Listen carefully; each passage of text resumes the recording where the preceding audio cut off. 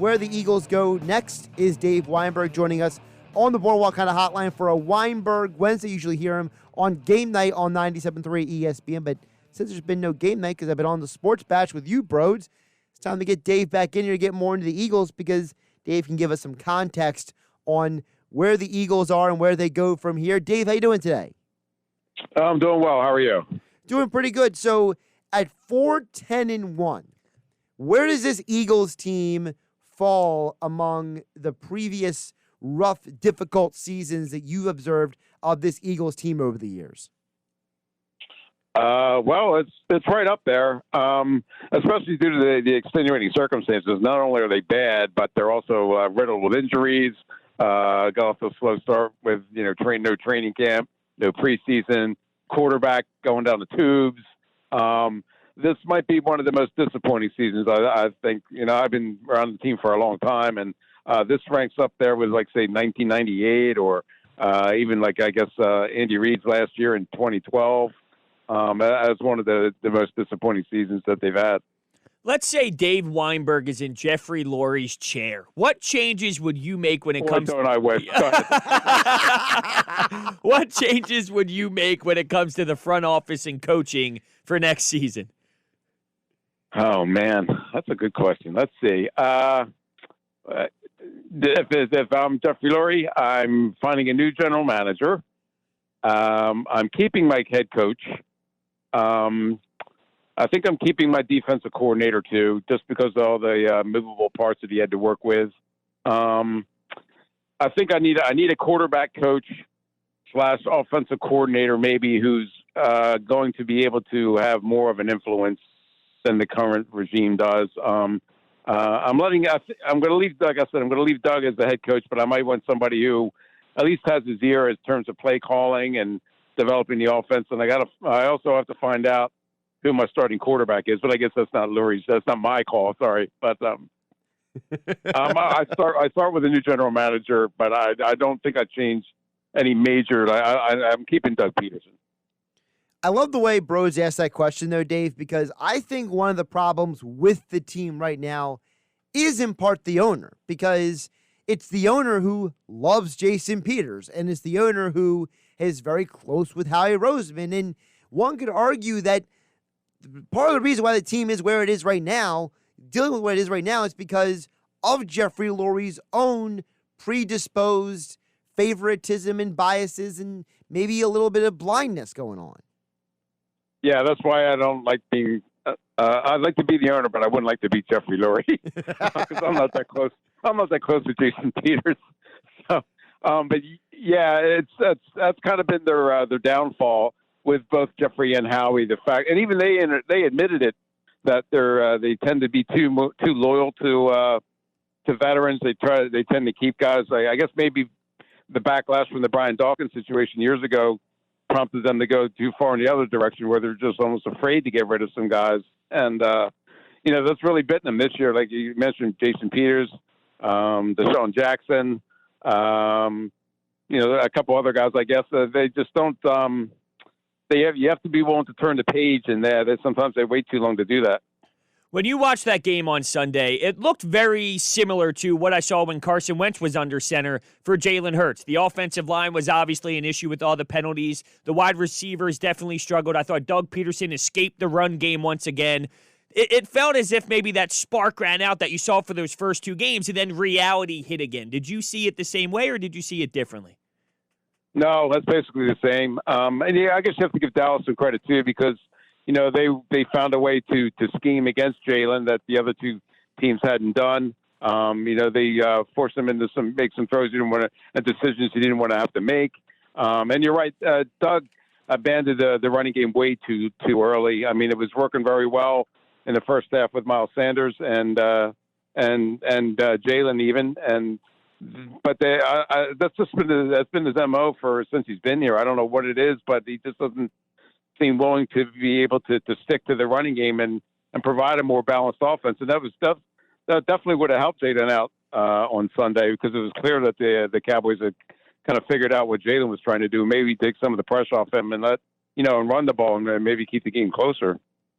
But that being said, though, Dave, I mean, the Cowboys are one of the worst defenses in the NFL statistically. Yep.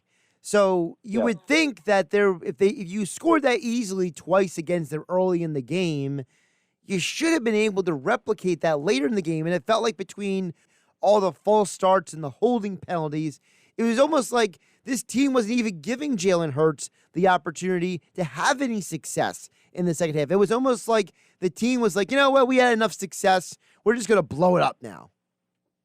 Yeah, that's true to a point. I mean, it's worth noting that, the Eagles and I guess other teams too, they do a very good job of scheming the first few series, and then you have to kind of not fly by the seat of your pants, but you have to be a little bit more creative, and they just weren't. And then in their defense, like you mentioned, the penalties that put them like in second and long, third and long, way too often. Maybe that's why they had to get rid of, go away from the run game a little too early. But yeah, this was they were just out of sync not the whole game, but the last three quarters anyway. And it was that was a pretty pathetic performance, to be honest with you.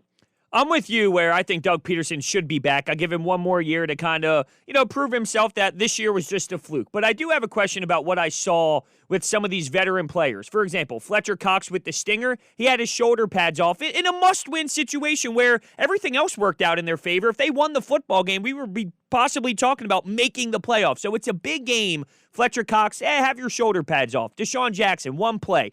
See you later. Isaac Seumalo, penalties. Ertz, penalties. Your veteran guys are making such big mistakes in a big moment. Is this possibly, and I could be going too far, but is this possibly a sign that Doug is maybe losing some of the veteran players a little bit?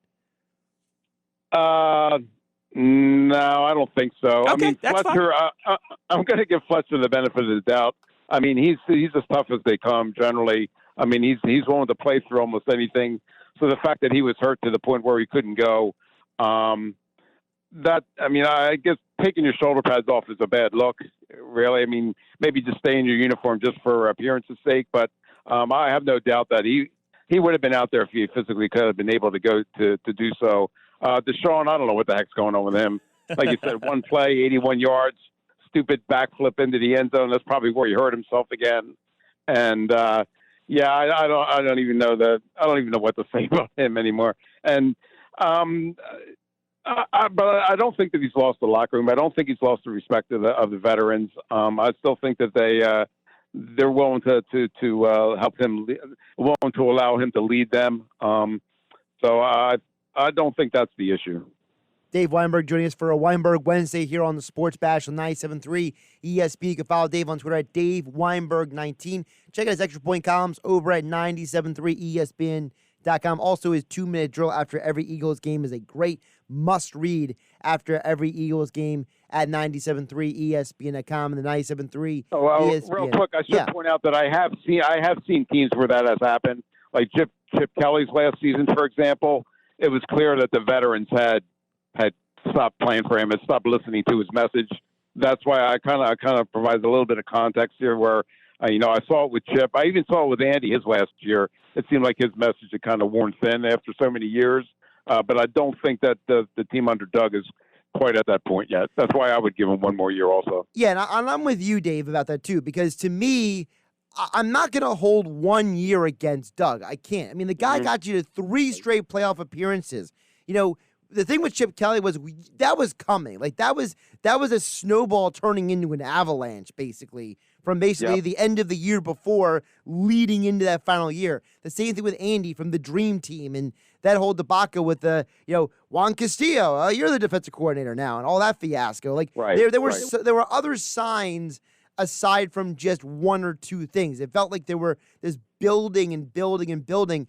To me, the thing with Doug is I feel like I turned into Doug's defense attorney this week with a lot of fans this week, and that is I can't just throw away 3 years of success. I can't throw away going 8-2 in December in 18 and 19. I can't throw away a Super Bowl championship. Sean Payton went 7-9 for 2-3 years, and he still kept his job. John Harbaugh was 5-11 1 year with the Ravens after winning Super Bowl. I'm not going to tell a coach who's had success all of a sudden he can't coach just because of one rough year. And just to throw something in there real quick, here's where I'm having an issue, because I'm with you, and I think what you said is very valid, but here's where I'm having a problem. 2 years ago, it was 4-6. They made the push. Last year, it was 5-7. They made the push. This year, it was 4-9-1. They failed to make the push.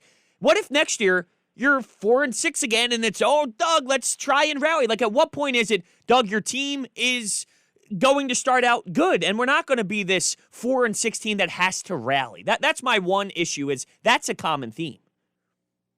Yeah, you're right there. But I think next year would be the telling point. The only reason, one of the reasons I'm willing to give them a pass for this year is just because of the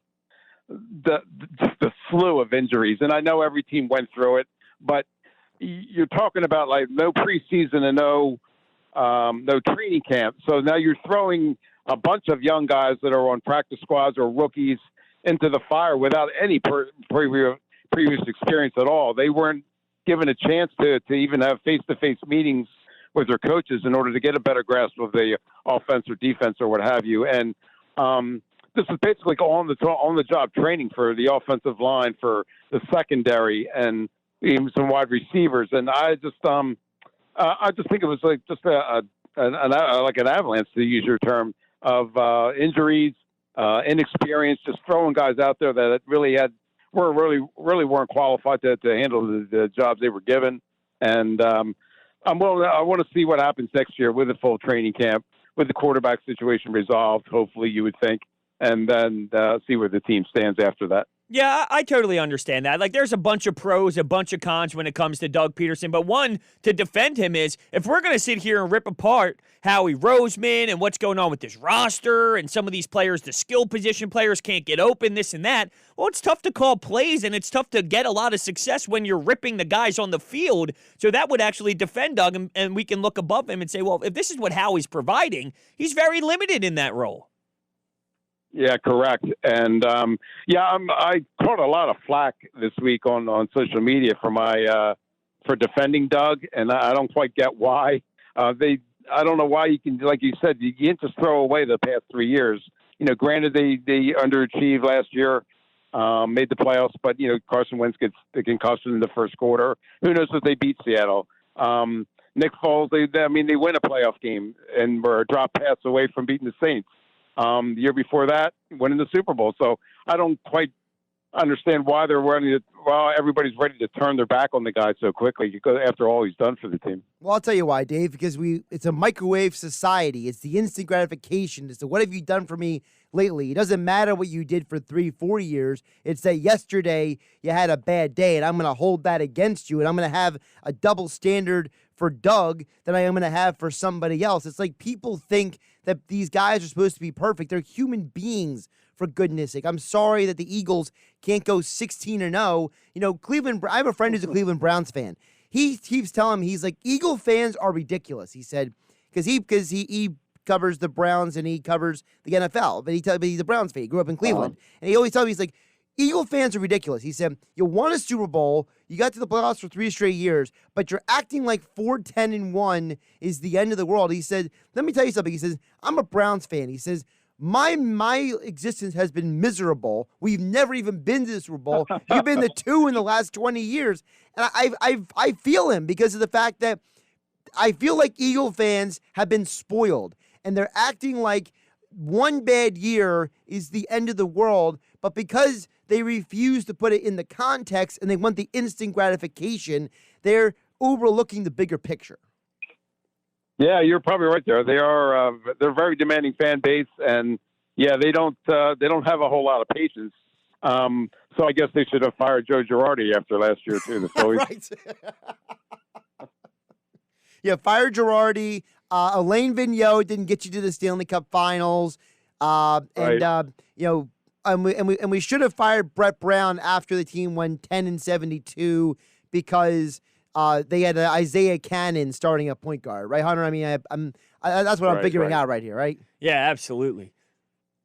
I just wonder, Dave, when you look at this team and you look for Sunday's matchup, are you specifically looking at anything? Like, the way I view it is, I want to see the team fight. I know people want them to lose on purpose for the draft pick, but I personally can't do that. If I'm going to watch them out there, You heard Jason Kelsey. You heard J.J. Watt over this past week. When you have the right culture set, you're going to go out there, you're going to battle, you're going to leave it all out there on the football field. And that's kind of what I'm looking at. So I personally am rooting for them to win. I want to see that because I think long-term that tells me something, as I mentioned, about Doug Pederson and the message he's sending. So how are you viewing Sunday's matchup? Same way. If you have any pride as a player, you don't lay down. Draft pick, it doesn't matter. You really want to go out. You want to go out on a high note. And as Jim Schwartz said, you don't want to see that other team putting on their championship hat and T-shirt on your field. You want to do everything in your power to end Washington's playoff hopes. Play as best as you can, and don't give up. Don't give in, and hopefully that's what we'll see on Sunday. And that's what I'm expecting them to see. I think there's too much pride in that locker room and on the coaching staff to allow a so-called tanking game or whatever. I mean, it certainly doesn't mean anything playoff ramifications, but just from a pride standpoint, I think you're going to get their best effort. Weinberg Wednesday here on 97.3 ESPN. Of course, you can follow Dave on Twitter at Dave Weinberg 19. Check his extra point columns at 973ESPN.com. So, Dave, when the Eagles season finally ends on Sunday, it'll be 2021. So what does Dave Weinberg now do that's 2021? Because, I mean, you got to wait 2 more months for baseball season, basically. The Flyers don't even start for 2 more weeks. The Sixers, okay. And high school basketball is on hiatus till what, January 22nd or something like that? Yeah, that's true. January 24th, I think, yeah. So what does Dave Weinberg do next? Well, I'm a big NFL fan, even if it's not the Eagles. I'll certainly watch the playoff games. That'll stoke my interest and maybe place a wager or 2. And but yeah, generally, other than that, I guess try and get out on the golf course as much as I can, weather permitting, and wait until it warms up enough so I can get back on my paddleboard and stuff like that. But just enjoy time with my family, I guess. Take a little bit of a breather. But I'm definitely going to be invested in the playoffs. I really, there's nothing like NFL playoff football. I really enjoy that stuff. Oh, I love it too. It's just I'm curious what you do because, I get made fun of by these guys all the time. Part of it's tongue in cheek, because for example, I'm a diehard college football fan. I got the Wake Forest Wisconsin game here in the studio, and I talk to them about all that stuff all the time, and I like to know what everybody else is doing because sometimes I get painted into this little box. You know what I mean? Mm-hmm. Well, I'm really hoping that this pandemic kind of eases up a little bit. I mean, I really miss doing like the everyday things, like going to Atlantic City, going to see a concert, going out to dinner, playing trivia every week with my friends at a different establishment, and that's the simple stuff that you took for granted for all those years, and now it's taken away from you. I mean, I really do miss it. I mean, as much as I enjoy, watching stuff on TV, I really like to get outside and go to different places, and I'm really, really hoping that that's going to be the case, sooner rather than later. Couldn't have said it any better myself. He's Dave Weinberg. Make sure you follow him on Twitter at Dave Weinberg 19. Also, don't forget about his podcasts. Of course, that is Tequila and Touchdowns with Dave Weinberg, and as all guests, he appears on the Boardwalk Honda Hotline. Dave, appreciate the time. Happy New Year, and we'll talk to you in 2021. Same to you guys. Thanks very much. I appreciate it as always.